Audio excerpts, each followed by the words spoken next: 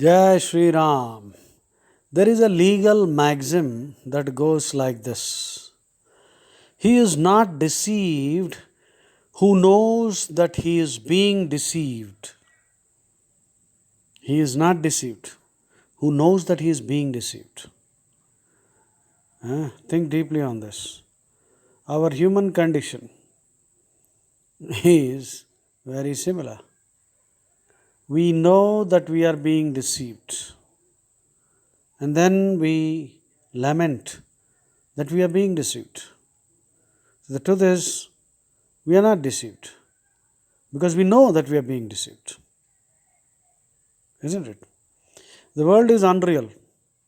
Nothing has any existence. If we know a little science, we will admit this truth.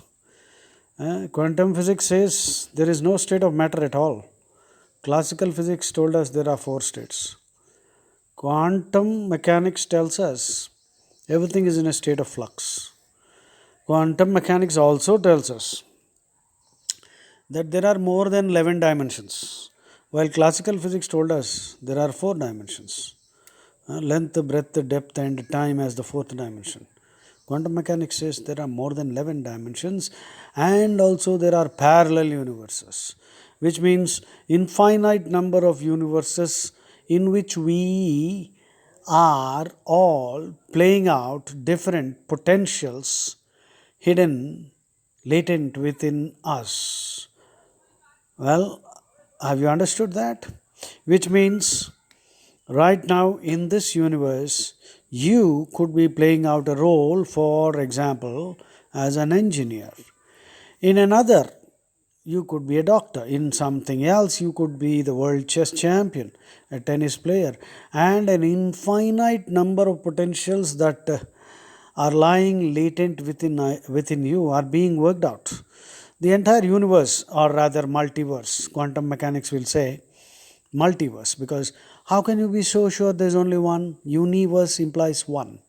So there must be many more. So multiverse is the right word. So the multiverse is actually, if you are a theist, God's laboratory, and we are all his experiments. And if we are conscious of that, we will ensure that his experiment becomes successful. I don't know what that means, by the way. So everything changes, everything is transient, fugitive, fugacious. Nothing is permanent. Everything is passing. This too shall pass away. And to add fuel to this fire, Stephen Hawking, I remember, said, the past, like the future, is uncertain and exists as a spectrum of possibilities. Hear that again. The past, like the future, is uncertain. Immediately you'll think, hey, come on. I know my past. I was born at a particular, on a particular day, blah, blah, blah. I studied here. But Stephen Hawking is talking about not the immediate past, or perhaps even the immediate past, which is just a trace in your memory. But whether that is true is questionable. Anyway, when you dig deeper into quantum mechanics, these are the inferences, these are the conclusions. The past, like the future, is uncertain and exists only as a spectrum of possibilities.